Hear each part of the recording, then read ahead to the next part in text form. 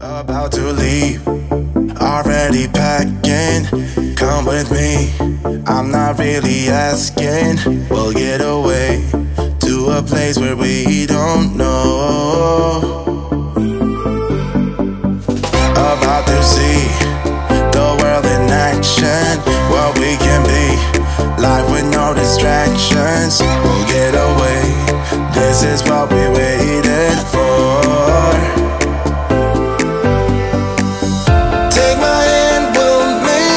Somehow we can't miss out. I'm done living life with the lights out, die with my own doubts. Be free with me. Let's be free with me.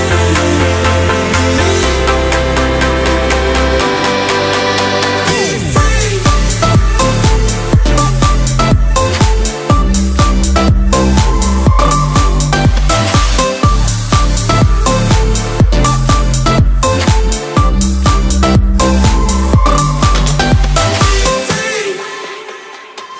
Not looking back, eyes on the freeway, Bonnie and Clyde, a classic cliche.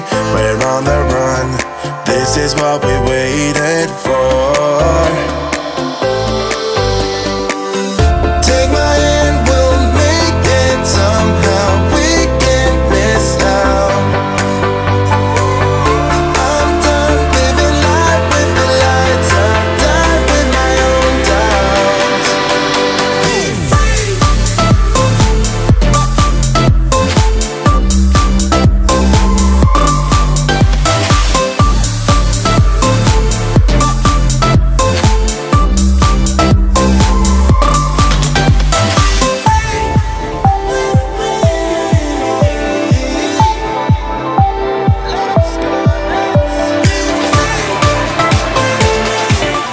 By a whole grade. I've improved. Improved. By a whole grade. By a whole grade. By a whole grade. My teacher isn't just Mr. Maddock. It's a whole teaching team made up of James, Mike and Marta. My classroom's all about doing and applying. My days standing at the front of the classroom with a PowerPoint are long gone. I master every concept by learning at my own pace. I spend 100% of my class time interacting and supporting individual students. I move on only when the moment is right for me, not the whole class. I know what each and every student is mastering and struggling on at every moment. I know exactly what I need to learn next, and I can go back and review material at any time. I spend my teaching time supporting and inspiring, not planning, delivering and marking. I can learn from anywhere at any time. I can switch off when school closes, knowing they are learning from the best. My teacher has my homework marked before I get to class. I set every piece of homework at the start of the year. I'm 2 weeks ahead of my expected progress. I can track everyone's progress with a swipe of a finger. I can track my own progress and set my own targets. I now have time to focus on developing the skills of every learner in my classroom. I know exactly what it means to explain, evaluate and analyse, and I'm not afraid of any exam. My lessons are now far more about the skills and the application, not just the content itself. I've completely remodeled what it means to be a teacher in my classroom.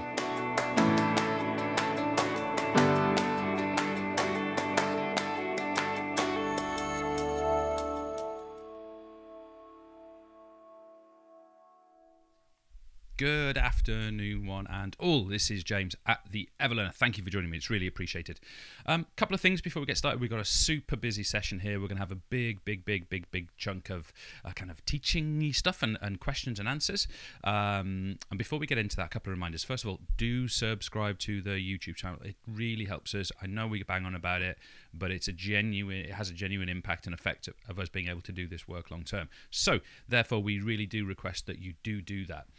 Secondly, we want you to remember that you should have your notes pages in front of you. So notes pages, if you haven't got them right now and you kind of urgently need to get hold of them, they're just in the description below, or if you're watching this on demand, they're just in the description below, okay? But assuming you're taking this live and you're in the classroom, possibly with your teacher, what you need to do, you should have been given your notes, and we want you to follow along with the sessions with those notes, annotating over the top of what we've provided you. So that's really important as well. We also want you to interact with the show today, and there are two ways. And let me introduce first of all Marta, who's going to help us with that. Hello. Hi, Marta, good afternoon. you show us how we can do that interaction, please? Of course. So all we need to do is go to theeverlearner.com, our site, click on news, go to interactive questions, and you've got all the sessions here so far, and this one is fitness testing. Yes, correct, Marta. Thank you very much. I forget sometimes. You click on fitness testing, and here is the question that you can answer today. Okay, and the idea of that, folks, is that we receive your responses, and effectively we read them all, and we republish those that are super sharp answers. So it's really good for everybody that you do that. Teachers out there, get your students answering those questions during lesson times, during revision sessions, that kind of thing. Get them into us. We'll provide feedback to all of your students. The second form of interaction is a sort of social media interaction during the show. Marta, can you show us that, please? So what we want you guys to do is we want you to contact us via Twitter, Facebook, or Instagram with the hashtag revision break, and we really want to see what you guys are up to in the little downtime period. You could be answering the exam question, you could be getting yourself a drink, you could be getting something to eat, you could be debating something, I don't know. We want to know what you're doing in those revision breaks, so send photos in as long as you've got permission of the people that are in the photo. We want to see them, and we will include all of them in the stream, assuming we are capable of doing so.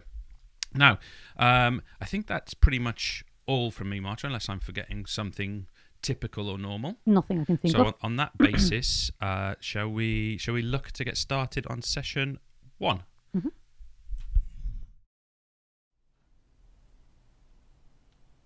And we are ready to go. Let's go straight into this session on fitness testing.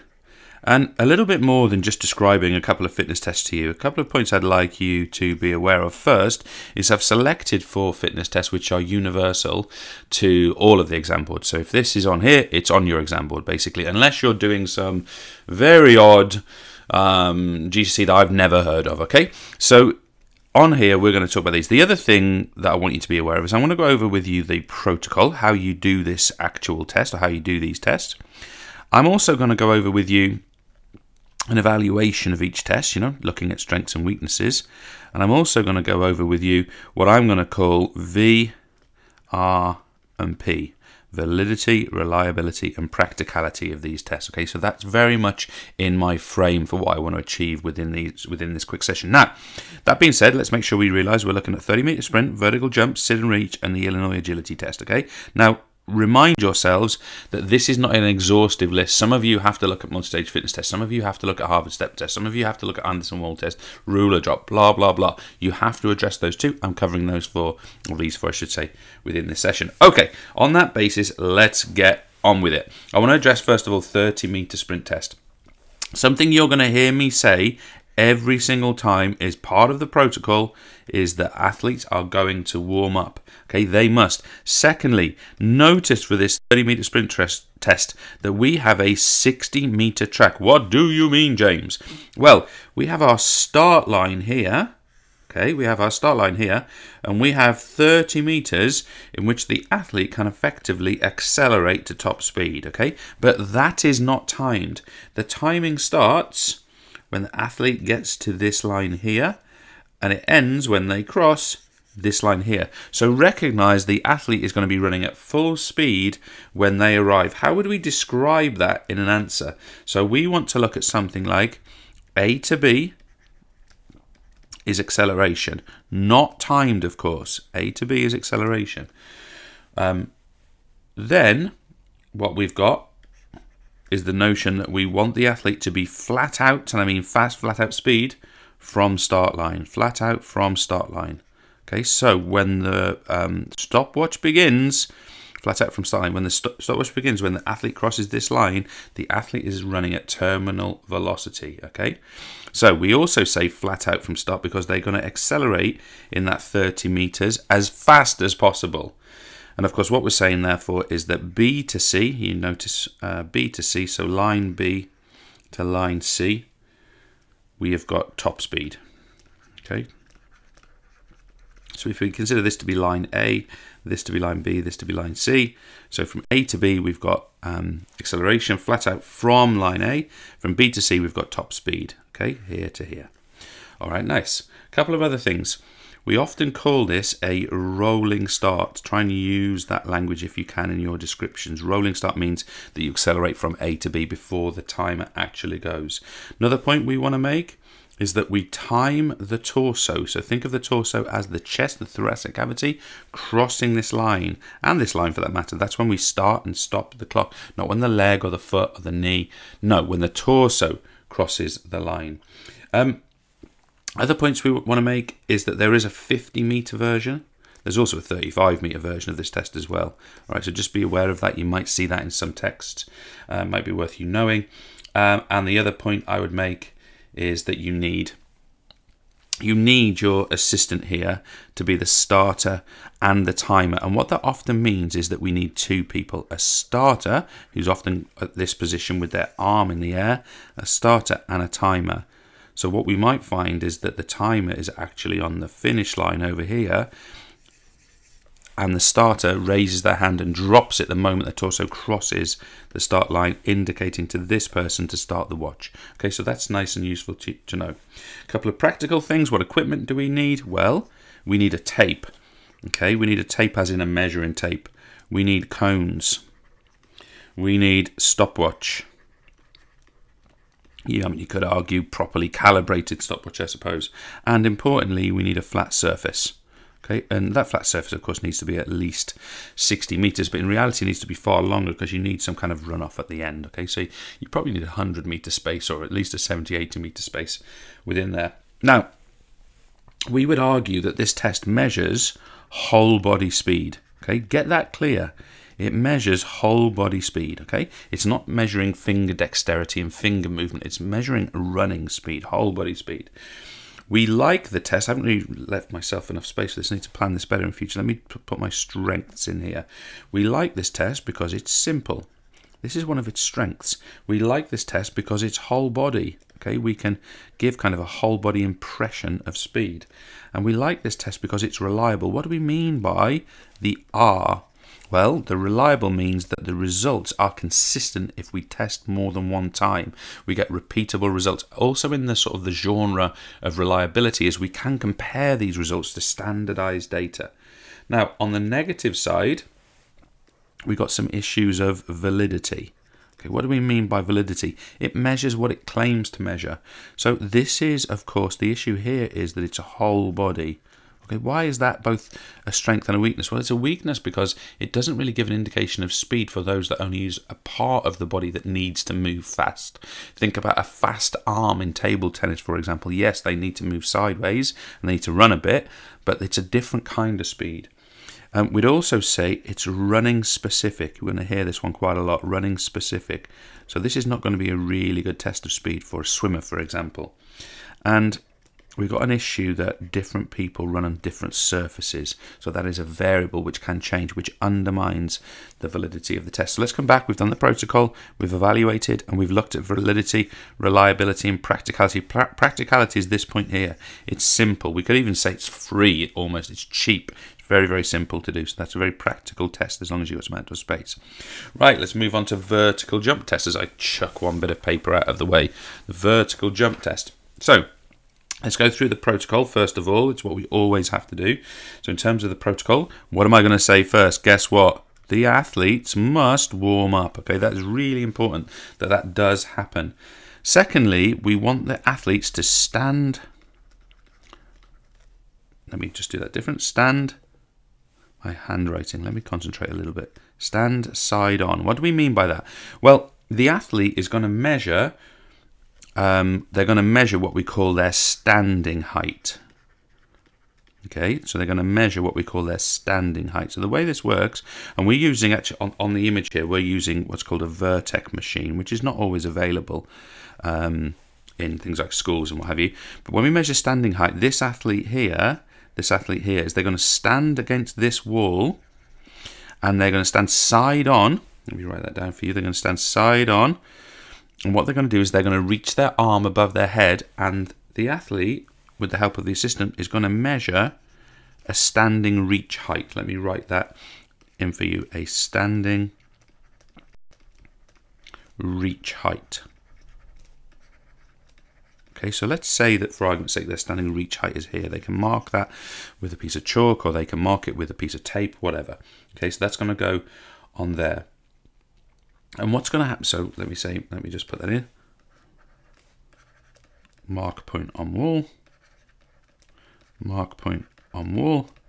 And then, of course, what we're going to get to here is that the athlete, sideways on, is going to jump as high as possible. Okay, jump as high as possible. And effectively what the athlete is going to do is they're going to jump up here, and they're going to mark a second line somehow onto the wall, because they're going to hold a piece of chalk or something along those lines.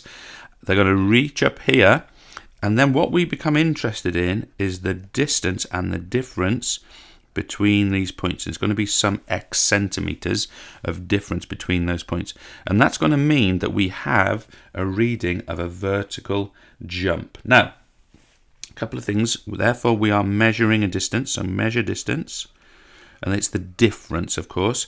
And the other thing you might find really useful to put into your answers, I really left myself space to put this, the thing that you find really useful is that we record the best of 3 jumps. The best of 3 jumps. So you have 3 goes at this, and you record the best jump possible. Now, a couple of things. This test, first of all, measures power. Okay, so it's a measure of power, or we can say it's a measure of elastic strength. Only some of you use that term. It's very closely related to a concept of power. But what we also want to say is that we've got certain equipment to use. So in terms of equipment, we've got the following. We need a perpendicular surface. James, what do you mean? Well, we need a surface where the floor is at right angles to the wall. Okay, so we need a perpendicular surface. We need chalk or equivalent to mark the wall. We need some kind of meter rule or tape to measure the distances. We need a clipboard, because we're going to, and paper and pen, obviously, because we're going to note down, you see that here, we're going to note down the 3 scores that the athlete achieves, and we'll often be doing this in groups, of course, as well. And then beyond that, we need potentially we need some kind of VJ, that means vertical jump kit. There are things, you might have used these, vertical jump belts, and you may have used the stands. Okay, so there's numerous different ways to actually do this. And as I said before, if you want to use this in your answer, this example is what we call a vertex machine. Okay, a vertex machine. So you can use it if you want. Now, strength of this test is that it's valid. It measures what it claims to measure. Valid measure of, what do you think is going to come next? Of leg power. Okay, now that's also going to lead to a criticism, of course. It's a valid measure of leg power. The other strength of this test is it's super simple. Okay, so it's cheap, it's practical. Now on the negative side, we have 2 things. We have measurement issues. You know, it's hard to be confident that the athlete is marking at the top of their jump. The other point we'd make there is it's leg power only. And are we arguing that that is applicable to whole body power for an individual? Is it applicable to whole body power? And some would argue that it isn't. Okay, let's move on. Keep going. Next bit of paper. Let's move on. It's very noisy around me today. If you're getting a little bit of interference, I apologise. Someone's gone streaming crazy somewhere near me. One of the noisiest things, petrol strimmer. They're noisy objects, aren't they? Okay, sit and reach test. Couple of things. First of all, guess what? We are warming up. Let me put it in here. We are warming up. Warm up. Okay, so there needs to be a warm-up. By the way, guidance on that is 10 minutes before. Now, beyond that, we want to do certain things. We want to remove shoes. Okay, so the athlete is going to remove their shoes. We want feet flat against box. Feet flat against box. We also want there to be knees locked, or you can say straight legs would be the same point. Knees locked. So let's just apply those things. The athlete here has to remove these shoes. Okay, their feet have to be flat against this surface, so we have to get rid of this gap. And these knees need to be straight, so we need full extension on the knees. Now, a couple of other things that you might find useful to know. Palms down. When the measurement happens, the palms must be facing down. And another point we've got is hands on top of one another. On top of one another. Okay, hands on top of one another. So if you think about how that would work, you'd literally reach out with one hand, sort of fingers on top of the fingers of the others. You don't have to interlock them or anything like that, but it needs to be done that way. Other point is that athletes are allowed what we call practice stretches. Okay, they're allowed practice stretches before the measurement's taken place. And then what we've got is that we've got a hold for 2 seconds. Now, can you guys all check your specifications? Some specifications say 3 seconds for that, but I'm going to put 2 seconds here. I'll use 3 seconds when we do an answer later, but hold for 2 seconds. That's one of the things you need to do. And of course, then what we're going to do is we're going to record the answer. We're going to, we're going to record the output. And by the way, on the recording, we do to the nearest centimetre, so they must be integers. Okay, they must be whole numbers. Now, practicality, let's go over this.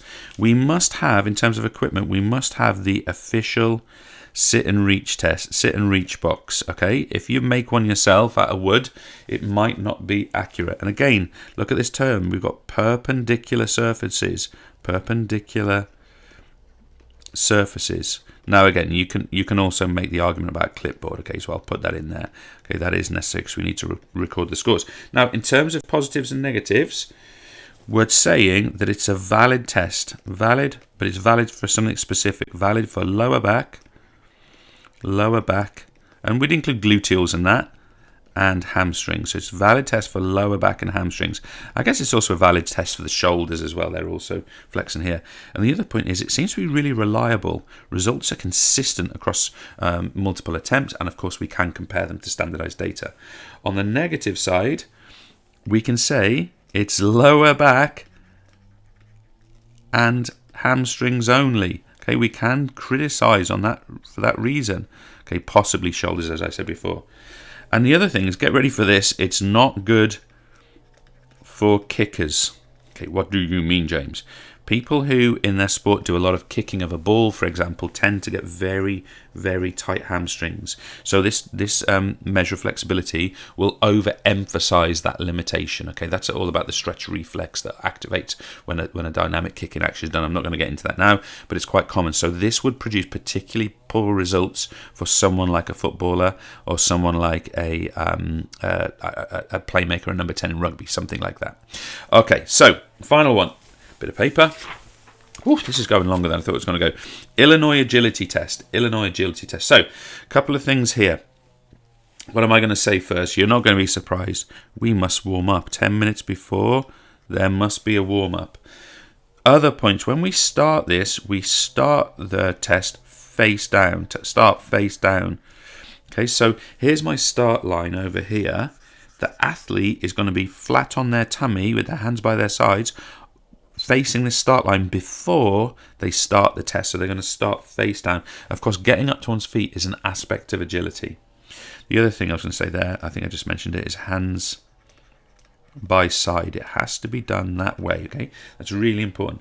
Then what's going to happen is the assistant is going to shout go, and of course they're going to start timing. And you may notice here that basically what we've got is a 10-meter course. Okay, so what have we got here? We've got 10 meters from here to here. This is 10 meters. They turn, they weave, they weave, they turn, 10 meters, they turn, 10 meters. The watch stops there. Okay, so 10 meters there. Each chunk, if you like, each up and down is 10 meters long. And effectively what we do is we run times 6. If you look at what I've just shown there, you run that 10 meters 6 times. So it's effectively a 60-meter test with loads of weaving and turning involved. So other points, follow course exactly. So if the athlete touches a cone, if the athlete misses a cone, the test is over. Make sure we understand that. Okay, now, let me put that in. Do not touch cones. Do not touch cones. Very precious, this particular test. Do not touch cones or the test is over. All right. And that the reason we do that, of course, is we're looking to show that agility is change direction with control and precision. Now, equipment. Of course, we've got quite a bit in this one. We've got a tape measure. We've got cones. None of these things are expensive, of course. We've got stopwatch. It's still a practical test. As long as you've got space, you can set it up. We need a flat, and we even say here a clean surface. A flat, clean surface. And as always, we need our little helper clipboard, our assistance clipboard. On now the positive side of things, we've got a test which is simple. It's practical. We can put it in place easily. We've got a small space for, if you think about it, relatively speaking, we're doing 60-meter running in a relatively contained space. So that's nice. We also find that the test is reliable. Tests results are consistent. And this is really good for games players. Okay, so it's a really nice test for games players, especially running-based games players, of course. On the negative side, this test is running-based. So this is not, and it's straight. When I say straight line running based, I mean, you obviously understand that we're weaving. But think, I mentioned the table tennis player before. Remember, the table tennis player moves a lot side to side.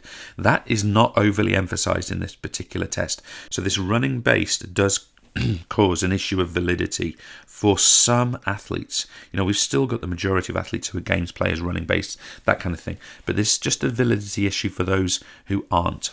All right, I've gone way too long on these things, so I need to be quick here. So, a couple of things I'd like to go over with these answers. Let's just go through them quickly.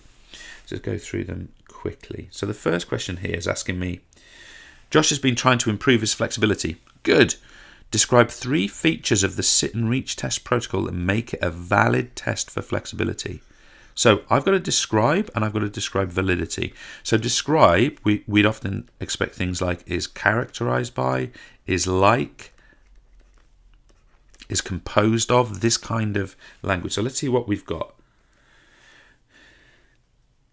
The test is characterized by, there's my descriptive language, taking shoes off, maintaining straight knees, and holding the stretch foot. Note the number, 3 seconds. Check your exam board whether they accept 2 or 3, please. So stretching for 3 seconds. And I get my mark, I get my max. And let's just go a bit further. If these protocols are followed, is it a valid test for gluteal, so lower back, bum, and hamstring flexibility? That's a nice point for me to add in at the end, because what we're saying there is, look, this is a valid test, but specifically of that area. Next one, evaluate. Evaluate means strengths and weaknesses, okay? Now, the other thing with evaluate is that, generally speaking, we will reach a conclusion. Whether we'll do it for a 4-mark question is another matter, but it would normally involve a conclusion as well. Let's have a look. Evaluate the 30-meter sprint test as a measure of speed for a sprinter. So a strength, so I'm evaluating, is that it measures top speed. Great, circle, tick, 1 mark. A weakness is that it does not measure accelerative speed. Okay, so it doesn't measure that. And of course, that is relevant for a sprinter. Next points. On the one hand, so looking at it from one perspective, I'm evaluating, it is running based. It is a running based, it should say test in there, shouldn't it really? It is a running based test. So a valid measure for sprinters, valid measure for sprinters. However, it does not measure the sprint start. Okay, so I've looked at both sides of the argument. You can make a point now that I should reach a conclusion. Overall, it's a very good test for 100-meter sprinters. So we could go a little bit further now. Explain why. Okay, when we explain why, we're going to do lots of becausing. Okay, because we might have a therefore, comma. We might have a this means. This kind of language is explaining why. Explain why the Illinois agility test is not considered an important measure of fitness for a sprinter. So why not? 2 marks to get. What do we have? This is because the Illinois test measures changes of direction. Okay, so we've got changes of direction. And in sprinting, there are none. Okay, that's probably going to get me my marks. Therefore, sprinters need a test such as 30-meter sprint or a power test such as vertical jump. Would I potentially get an extra mark there if it was available, because I've recommended an alternative methodology, possibly, who knows. But what I've done there is I've said why it's not a valid measure. It measures change of direction, and basically in sprinting there are none. Now obviously you can make an argument the sprint start is a change of direction. I accept that, but we can make that point differently in other questions. Okay, let's move on.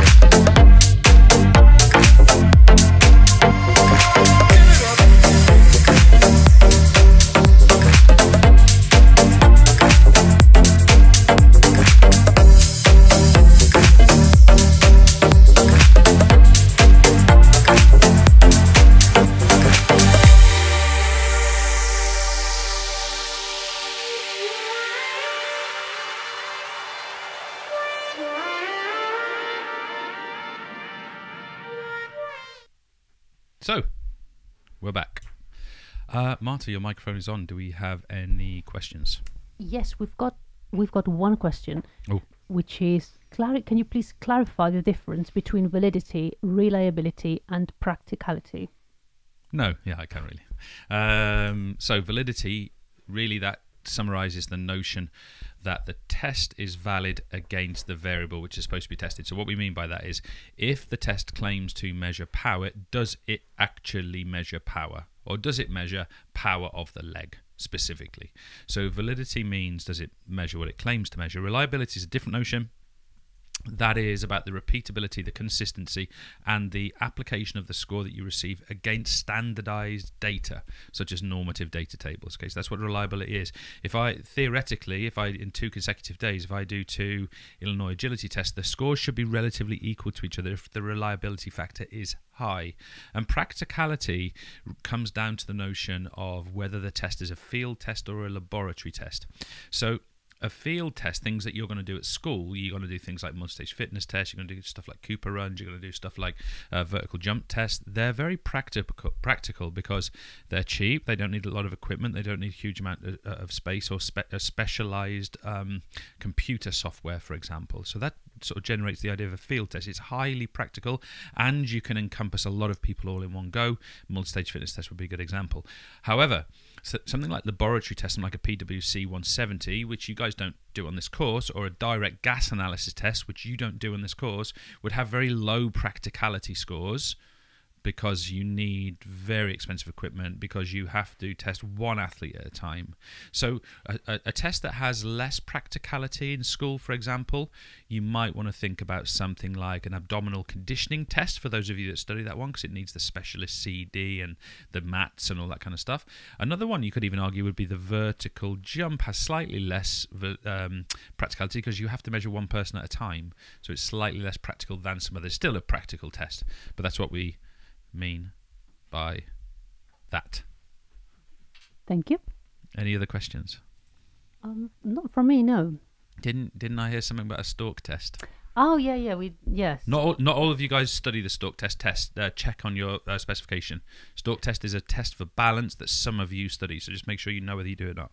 Yes, I was just wondering while the break was taking place. That's what we were doing in our revision break. We were discussing Stalking about the stalk test. I've been stalked on many an occasion. Oh yeah. Actually, that's not very. No, it's not a very nice thing to. No, I'm not anyway, going to joke about that. It's not funny.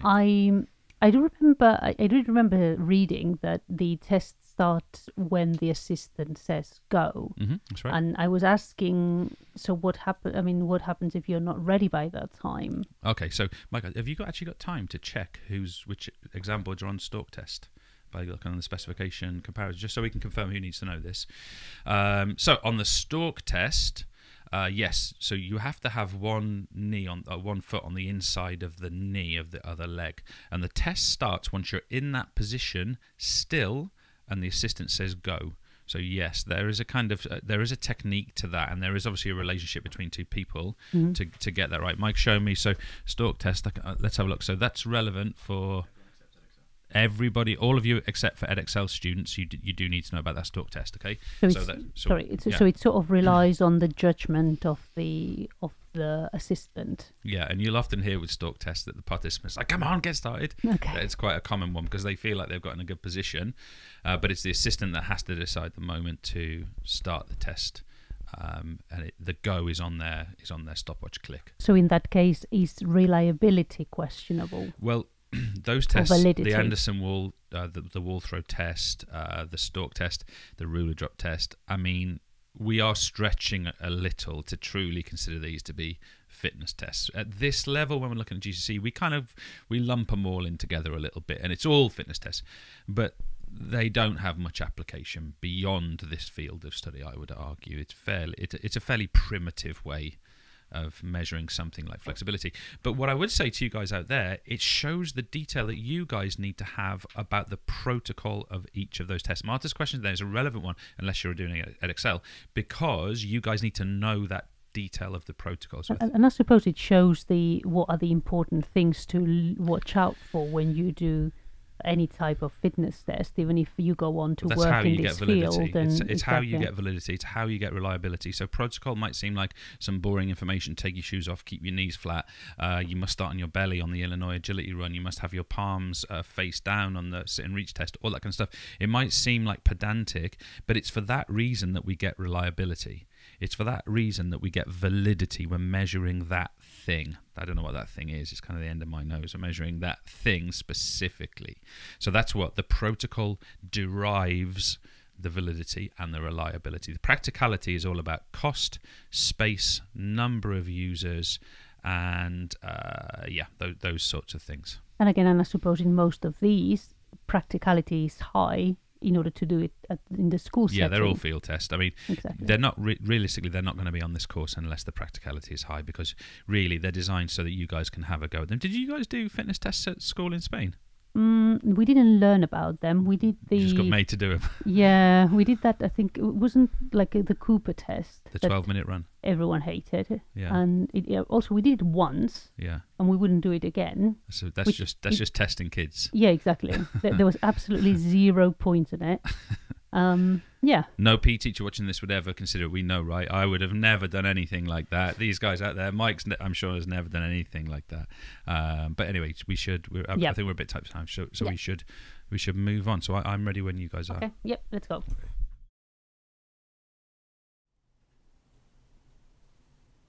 Okay, in this second session, we're going to have a look at numerous aspects related to a broader picture of fitness testing.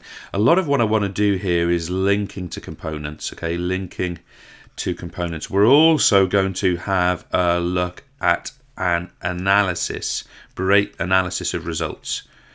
Remember, analysis means to break something down and explain it, or it could be to say what happens next. So we're going to do an analysis of results. And I also want to look at reasons for and limitations of testing. Okay, reasons for and limitations of testing. So all of those things are going to come. Now, what we've got here is we've got a set of results for Josh. Now, obviously, in all of the cases here, assuming that the sort of the spider graph is near the outside, if it's nearer the outside, we can assume it's a better score. The one exception is body composition. For body composition, the nearer the score is to the middle, in other words, the lower the score, the better we consider it to be. Now, I have to say, the way we depicted that, I'm personally not overly chuffed with, but there you go, that's where we are for today. So what would we say about this athlete? You know, we'd expect there to be peaks of power. We'd expect reactions to be very good. We'd expect speed to be high. And when we look at fitness test results, we might make an assumption that if something is high, we leave it. But of course, that is relative. We leave it. I couldn't write it. We leave it. But of course, what we find is that if the score is high, but the component of fitness is crucial, so if it's high and crucial, we train it. Okay, so let's be clear here. For this particular athlete, we're not going to leave power, reactions, speed to be, you know, we're already good at that, Josh. No. What we're going to do here is we're going to continually train those areas. Now, if they're at optimum level, that becomes a process of maintaining fitness. But, of course, in this case, there is room for improvement. So we are looking to develop in those particular areas. Another good example would be something like strength. You know, strength is closely related to ideas of speed and power, of course. So we would be doing something like strength training in quite a lot of detail. Now, the other thing I would say here is we have to analyze these results, and we have to ask the question, well, Josh, what is crucial? What is crucial for Josh? Okay, because we could look at something like cardiovascular endurance and say, well, it's really poor, so that's crucial for him to participate. But Josh is an elite sprinter. Okay, so let's remind ourselves he is an elite sprinter. So what do we consider to be crucial for this athlete? Well, certainly power, certainly speed, certainly strength of the right kinds, certainly reaction time. Okay, these are really crucial areas, and I would add one in there, which would be flexibility. You know, without getting too complex here, you know, the ability to have good knee flexibility is really important, because especially in the flexion phase, because it's that recovery which is going to decrease, let's not get into it, just decrease moment of inertia and increase angular velocity of the hip. Why did I go down that road? Ignore that bit. Okay, but the point is there's a reason. We need good flexibility for a particular reason in sprinting. Okay, so we've got these things that are crucial for Josh. Now, of course, we can say, well, you know, they're pretty good. They're pretty good. Okay, they're pretty good. But we're still going to work on these. We could also say what is not crucial for Josh. And of course, we've got numerous things there. We have things like CV endurance. Use the term CV fitness if that's how it appears on your specification. We've got CV endurance is not particularly important for Josh. Something like balance, I don't want to say it's unimportant, but it's less important. Yes, the dynamic balance in this performance is very important. I know someone can make that argument to me, but I'm creating a general picture. So, of course, from these results, we are going to continue to work on these areas. Now, a couple of other things I want to address with you quickly. The reasons for fitness testing. And particularly, of course, we're going to do strength and weakness analysis. That's what we're going to use our testing for. So reasons for fitness, strength and weakness analysis, and that's going to happen anytime. Another point is we want to monitor improvement. Okay, monitor improvement. Okay, so fitness tests allow us to monitor the development of that what we've been doing in training is effective. We can also create, and this is a really nice term to use in your answers, we can also create what we call baseline testing. This is the testing we do before a training program to find out what the base fitness is. And we can often say that this should be pre-schedule, so before the fitness training starts, but we also often say that we do this stuff in pre-season. So those of you that look at seasonal training, for example, you can mix that idea in there. We also have the notion of fitness tests for what we call interim training requirements. Okay, so fitness tests can give us short-term information about what we need to be doing now to make things work or to make things better. Other reasons for fitness tests, we can compare, as long as they're standardized tests, we can compare to averages. That's how we've managed to get that data about Josh, for example, compare to averages. Now, a couple of things. We can compare to national averages. We can compare to normative scores, an important term for you. Those are those crazy tables I'm sure you've used. Normative scores. We can compare to performance levels, okay? So we can do lots of comparison work. The other thing about fitness testing is it leads to a variety of training, okay? So if you look at what we just did with Josh there, we said, right, we need to work on power, that's going to probably bring in some plyometrics. Speed, that's probably going to bring in some interval training. Flexibility, that's going to bring in some stretching and some mobility training. Strength, we're going to do some weight training. Reaction time, we may be doing some reaction training. It encourages variety in training because we look at the whole picture. For the athlete, it really helps to, what have I done there? It really helps to motivate the athlete. And the other point, and you can think about this in relation to your SMART principle if you want, we can set measurable, that is an M, believe it or not. I'm trying to go through fast here. We set measurable targets. Okay, so we set measurable targets. Now, we have some limitations of fitness testing. Limitations. Certain things that fitness testing kind of messes things up for us. So, first of all, is human error. Okay, so it's what we call the wrong protocol. You know, if we measure 31 meters on the 30-meter sprint, we mess it up. We get the wrong score. We often find with what we call field tests is they are not sport specific. So if we're doing something like a multi-stage fitness test, if we're doing something like a Harvard step test, if we're doing something like a vertical jump test, these are often not sport specific, so can only be applied to a certain degree. The other point, this is a really nice part to put into your answer, they don't always replicate movement. Okay, so it can be sort of an odd thing that we're doing that has nothing directly to do with our performance. They don't replicate movement. We can also say or competition, because of course when we are doing fitness tests, we're kind of in a relaxed environment where all we need to focus on is jumping or whatever. When we're in our competitive environment, we've often got to focus on our opponents. We've got to do other things. We've got the psychological pressure of competition. It's a different environment. So we often say with fitness tests is that they may not measure things. Depends on the test, okay? It may not measure things. So we can describe many fitness tests as not a measure but a predictor. Multi-stage fitness test is an excellent example. It's a predictor of what we call VO2 max. It does not measure VO2 max. This means that we can argue that sometimes, maybe even often, that tests are inaccurate, okay?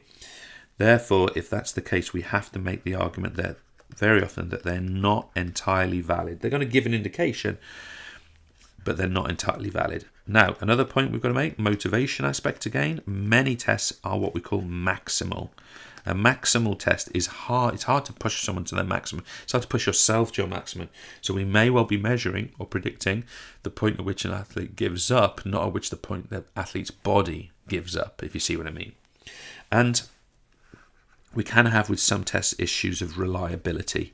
You know that if you do the test again, you get different results. I mean, there's all kinds of examples of that, but some of them involving more technical equipment can be quite good ones. But reliability is often a concern. The other one I find is real issue of reliability is those real base tests, things like ruler drops, Anderson wall toss tests.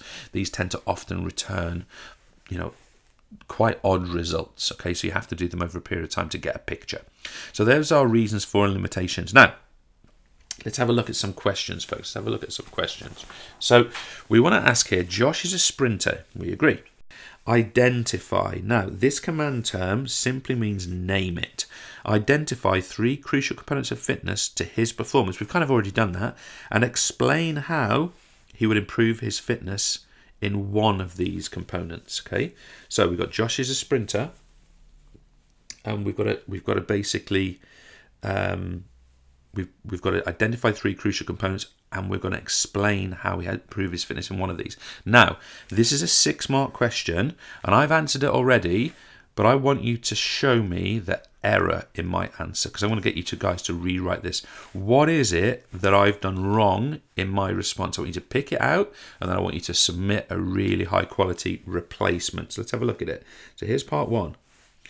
The 3 components of fitness are, I'm simply naming them, speed, power, and reaction time. 1, 2, 3, probably. Okay, 1, 2, 3. I've named 3 crucial components. I could have named, I could have looked at flexibility. We could have looked at strength, for example. So we seem happy with that. Where's this error coming from? Let's have a look. Next bit. Improve speed through high quality interval training. So let's take this first one. Interval training. Thank you. Get me a mark. Here we go. Next one. Improve power through high quality plyometrics training. No mark. Improve reaction time through high quality reaction training. No mark. Why no mark, James? Because I've been asked for simply how we'd improve one of these components. So what does that mean? It means that this here is what we call IRR, irrelevant, because I've chosen interval training. Now what I've got to do is describe the reps, the sets, the percentage intensity of that interval training, because that's where my plus 2 more marks come from. And what I failed to do is just focus on one that I've been asked to do. So it says crucial component, the 3 crucial components of fitness, improve one of them, and I've given a vague general point about improving all 3. And of course I might get my 1 mark for interval training related to speed, but I'm not going to get the other 2 because I've taken interval training nowhere further. There's 3 marks available there for describing interval training for Josh. Okay, so we might be saying something like 3 sets of 10 repetitions of 80 meter at maximal speed, maximal intensity. That's where my next bunch of marks is going to come from. And again, these are things that we can often slip up on very easily within exam situations. Next question. Evaluate. We know this is strengths and weaknesses. Evaluate the validity, reliability, and practicality of 2 fitness tests. This is a super hard question. How do we do that? Okay, so how do we look at the validity, reliability, practicality all together of 2 fitness tests and evaluate them? It took me a long time to think about this question. I'm still not completely happy with what I did, but this is how I did it. So I'm going to take the vertical jump as my example. The vertical jump test, so here's one of my 2, is valid because it measures leg power. Okay, I might get a mark for that. Because results are consistent. Okay, so I might get a mark for that, saying why it's valid and reliable. Okay, but now I might be at what we call a submax. Okay, I've got my 2. I can't get anything further for the vertical jump test unless I give a weakness. And it's practical because it's simple and cheap. Okay, that could have got me a mark. On the other hand, it is a measure of leg power only. Look, there's my other side of the argument. And now I get another submax because I've got 3 marks for my first test. So I looked at validity, I looked at reliability, I also looked at practicality. Looks simple and cheap, but I have to look at the other side of the example of the negative to get my mark. Let's have a look at another example. The Illinois agility test, the one I chose, is valid because it measures the capacity to change direction with control. Okay, so there's my mark, because I'm saying that's why it's valid. It genuinely measures agility. It's reliable because scores are standardized. Okay, so standardized scores. There's my submax again. So I could get practical because it's only basic equipment is needed. A negative, look at my evaluation, is it is more suited to runners than other athletes. And now I get my max. Now that is a very interesting question, because when you read it, it looks like you've got a huge amount to do, but actually what I did was quite simple, and I needed to understand that question structure. Now, for you guys, I'd encourage you to study and repeat what I just said. Okay, so you're going to need to go back to my description there, and you're going to need to go over that point. I'm pretty confident that none of the theory in there is challenging for you. The issue there is structuring the response to this specific really tough question, because we've got to look at validity, reliability, what does it measure what it claims, reliability, is it repeatable, practicality, is it easy to set up, and we've got to do that for 2 fitness tests, but we must give an evaluation, we must give a negative as well as a positive. Really interesting question. We managed to get 6 marks. Can I remind you, you guys need to do a better version of that than the one I've demonstrated, because I only got 4 here. Okay, I want to see an answer from you that gets a 6.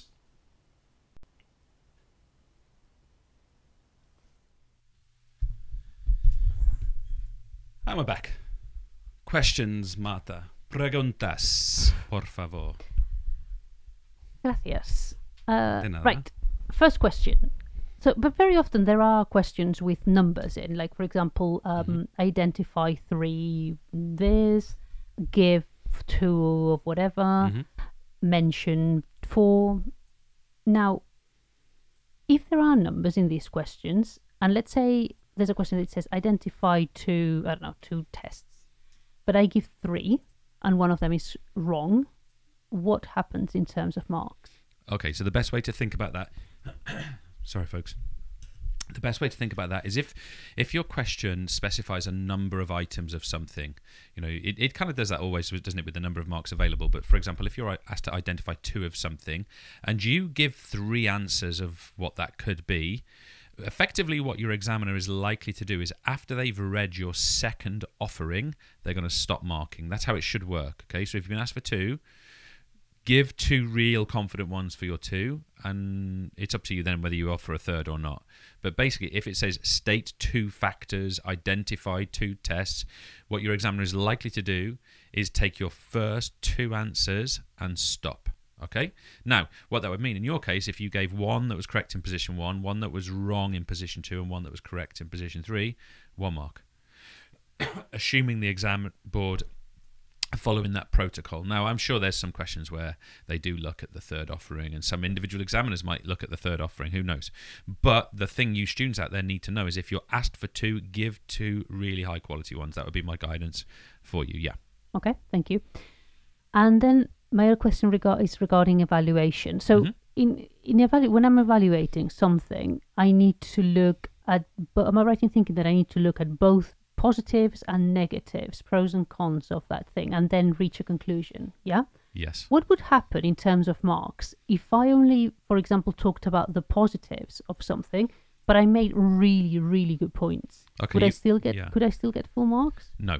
You would get credit for the positive side of the argument that you'd presented, the advantage of something, the strengths of something. You'd get credit for that. But in a non-leveled question, you would hit a submax somewhere in there, and in a level question, it would move you down the bands because you hadn't looked at both sides of the argument. So if you are asked to evaluate something, you should straight away think strengths and weaknesses, advantages and disadvantages. On the one hand, on the other hand, there's this argument, whereas there's also this argument. There's this point, however, there's also this point. And at the end, Marty, you're correct. Especially in the level questions, we are going to finish our answers with, in conclusion, comma, and then you make a subtle but determined conclusion, which brings together the main points of the conversation. So, you know, one has to assume, therefore, that you have some advantages and disadvantages to give. And my appeal to teachers would be, how do we develop the behaviour of evaluation? How does that look in a classroom? How do we not just set an evaluative question and expect an answer, but how do we bring out the behaviours of evaluation ongoing over a cycle of a course for students? Now, I also want to address this idea that you, in an evaluation question, you first have to describe for that sort of AO1, and then you have to evaluate for kind of the next assessment objectives depending on the exam board. If your teacher's told you to do that, I suggest that's what you do.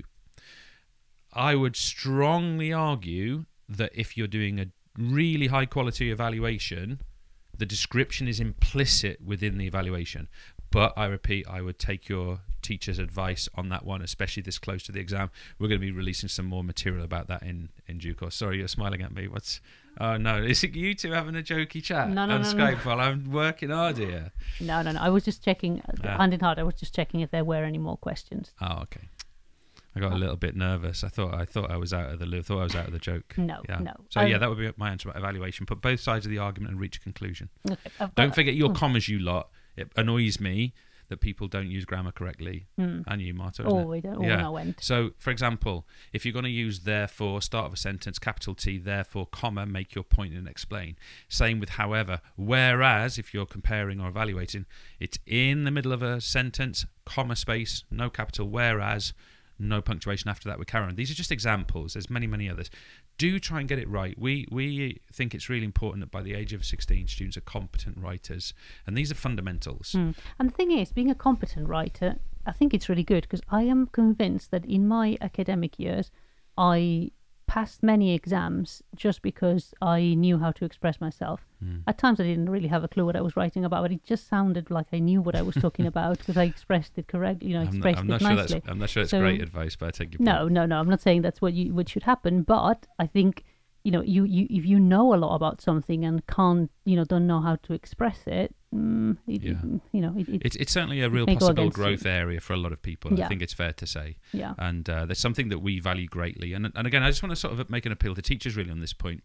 If, say, you're struggling to get your students to the command of discuss or evaluate or analyze or compare or these sorts of things, the point I would probably make, the suggestion I would make sort of delicately, because obviously I haven't been in your classrooms, but the suggestion I would make is that those behaviours are not being brought out of the students implicitly through the learning journey.